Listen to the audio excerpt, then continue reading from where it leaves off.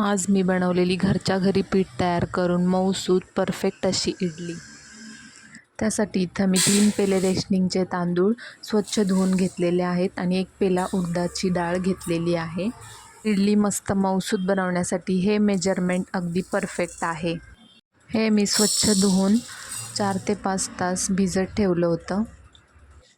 5 तासानंतर मी हे मिक्सरला बारीक करून घेतलेलं आहे.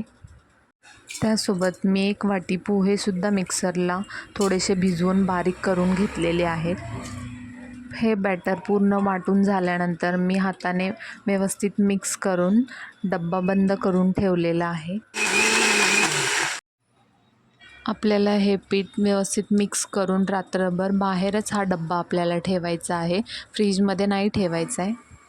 इथं आपलं इडलीचं पीठ व्यवस्थित रेडी झालेलं आहे. मी या पिठात चवीनुसार मीठ घातलेलं आहे आणि इडलीच्या कुकरमध्ये इडल्या करायला ठेवलेल्या आहेत.